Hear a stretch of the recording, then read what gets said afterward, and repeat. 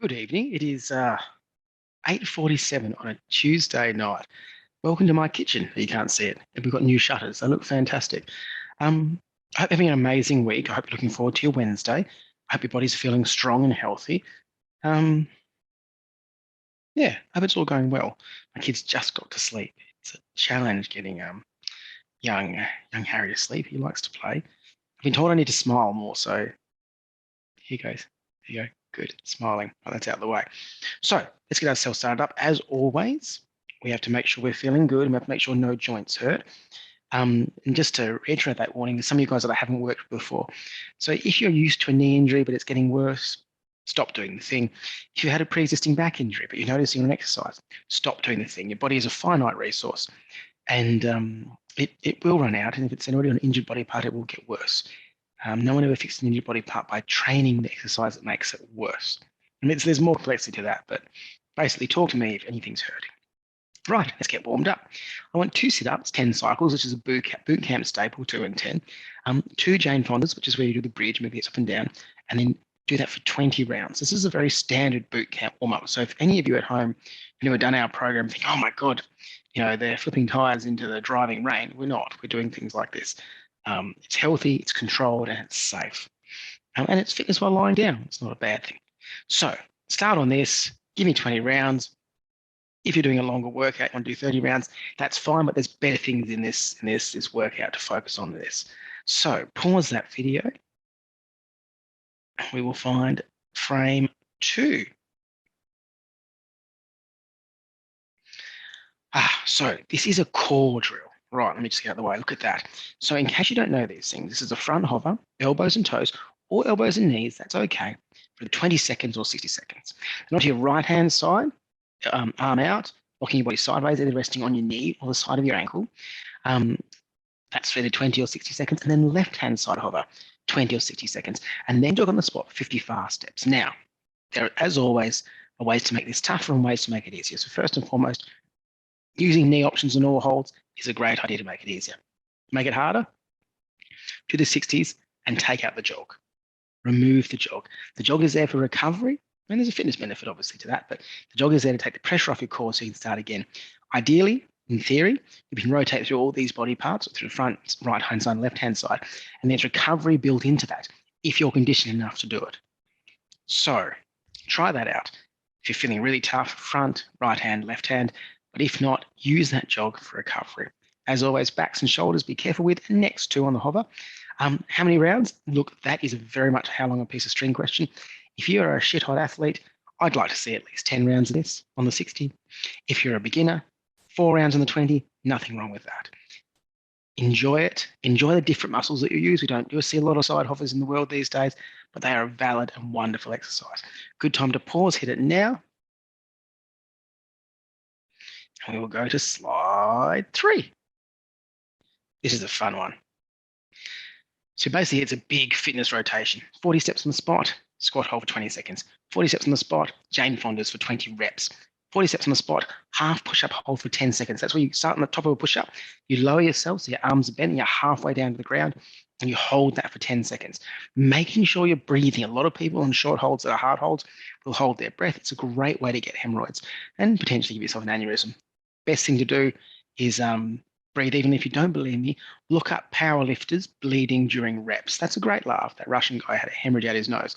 Watch out for those things. Focus on protecting your cardiovascular system. That includes its integrity by making sure you breathe and letting the pressure out of your veins. Interesting little fact, blood pressure in lifters during a lift, using what they call the Valsalva technique, which is where you hold your breath to try and lift more, has been recorded as high as 480 on 350. For those that aren't familiar, your blood pressure should sit around 120 on 80 for a healthy person.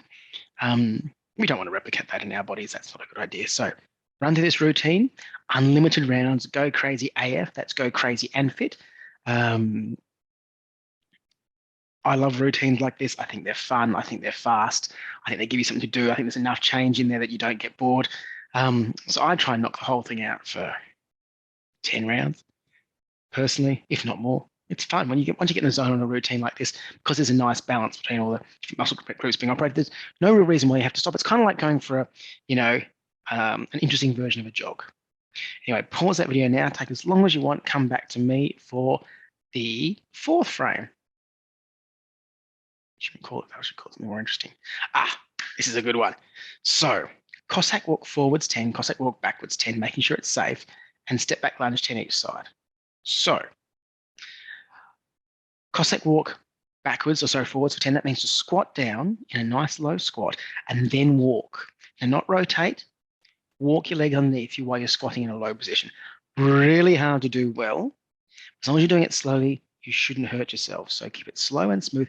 Forwards 10 and then backwards 10, ideally in the same track.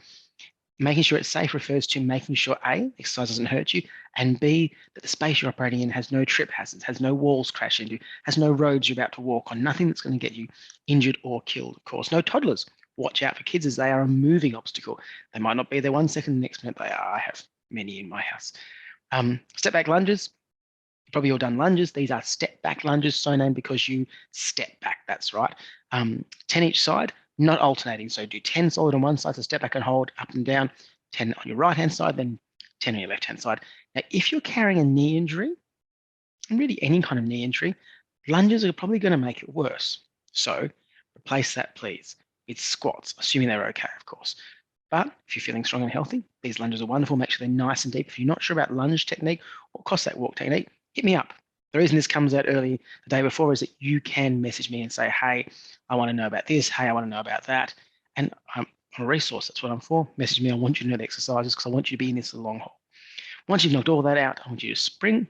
It's meant to say sprint on the spot for 72 steps. Good number, 72 steps. As you can see there, get help on technique if you need. If you're not sure, don't be shy. I don't expect you to be experts on all exercises. At the same time, I want to use a range of exercises to keep you entertained. For that to happen, you need to ask me questions so I know what you do know and what you don't know. So please, hit me up and I will give you as much help as I possibly can.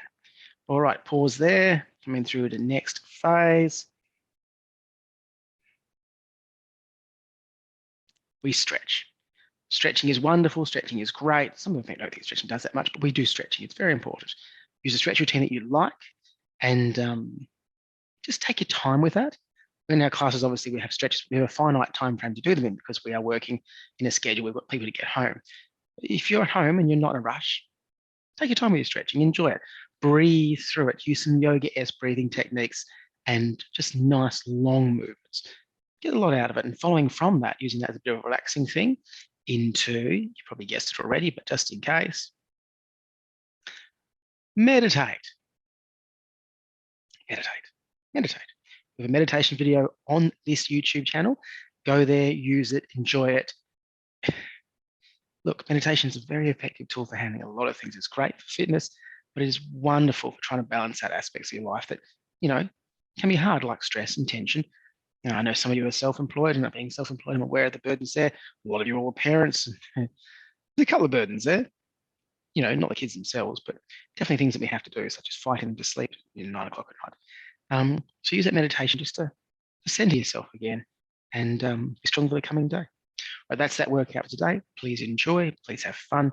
And as always, and still, apart from the person that I could smile more, there you go, no feedback that I've considered negative. So please hit me with some. Don't be shy. Someone out there is tough. Have a lovely night, and I will speak to you all very